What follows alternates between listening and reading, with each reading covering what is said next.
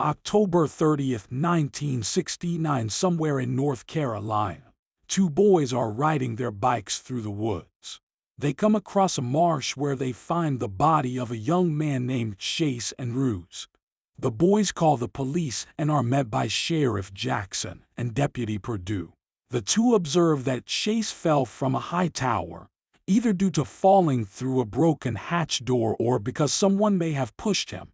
People in town learn of Chase's death and suspect the Marsh girl, a young woman named Catherine Danielle Clark, who learns that people are looking for her, and she attempts to make her escape. But Jackson and other officers ride by the swamp and apprehend her. Q is taken into custody, where she is met by a lawyer, Tom Milton. He tells her that in order to help her, he needs to get an idea of who she is. Q is quiet but begins talking and telling her story before Tom leaves. 1952. As a child, Q lived with her older siblings Murph, Mandy, Missy, and Jody, and their abusive parent. After being unable to endure him any longer, the family slowly starts running away from home. Ma goes first, with Q chasing after her. Murph, Mandy, and Missy follow suit later, and Jody eventually leaves. He tells Q to go where the crawdads sing if she needs to get away, but Q insists on staying in the hopes that Ma'am might come back. Q spends time with her father fishing, the few times where he is not cruel to her. He gives her a knapsack, so she starts collecting seashells and feathers. Near the marsh is a boy named Tate Walker, who is kind to Kia and becomes her friend. Kia goes into town, where the only people who are kind to her and don't judge her dirty, unkempt appearance is shopkeeper Jimmy Madison and his wife Mabel. Mabel encourages Kia to go to school after giving her new clothes. She runs into Tom, who directs her toward the school, while Kia attempts to be educated. The other kids are nasty to her over her appearance, so she runs away and never goes back. Back at home, she finds a letter in the mail from Ma, but Pat takes it and reads it before burning it so Kia cannot see what it says. Pat goes back to drinking and essentially abandons Kia, leaving her all alone in the house. Back in the present, the lawyer for the Andrews family does his best to condemn Kia, which most people already have done due to public opinion and the persistent rumors of her nature. Tom does his best to keep Kia calm and to prove that there is no justifiable evidence to prove that Kia was at fault for Chase's death.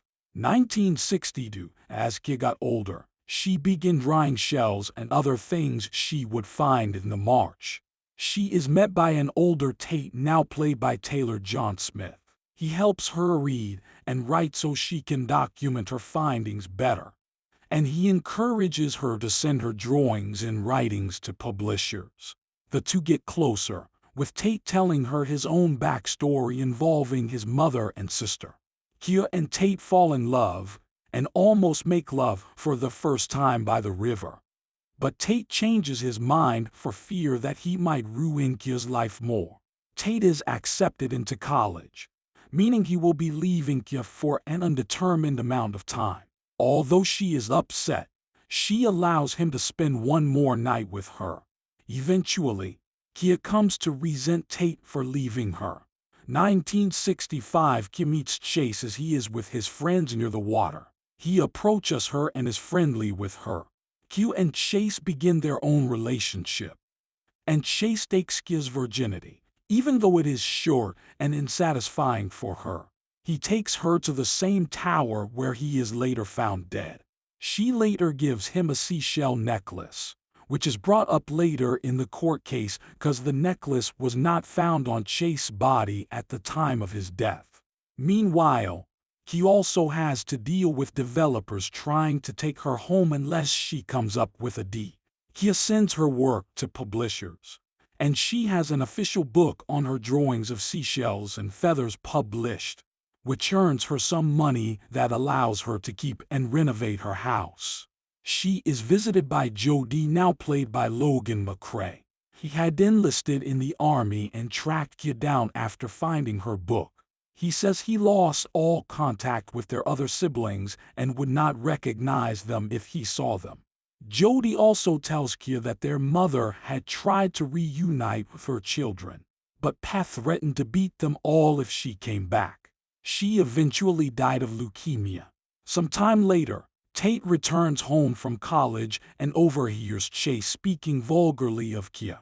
They nearly fight until Jimmy breaks them up. Tate tries to go to Kia's home, but she reacts angrily and throws rocks at him until he apologizes and explains himself for his long absence. She comes to forgive him. While out in town, Kia finds Chase and wants to invite him over, but he discovers that he is with another woman and is engaged to her. Chase confronts her at her home after a bad encounter at the shop, and he attempts to beat her. After she strikes him back, Chase attempts to rape Kia until she hits him in the face with a rock.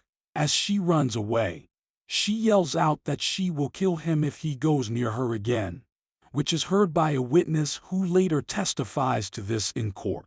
Kia returns home to find that Chase got there first and trashed the place.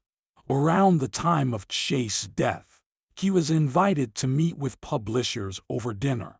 This is brought up again in court, as Tom argues that while the hotel where Kia stayed was close to the bus station where she could have theoretically snuck out to lure Chase to the tower and kill him and come back, it doesn't make much sense that she would do so.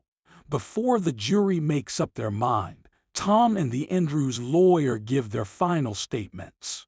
Tate, Jody, and the Madisons are the only ones there in support of Kia.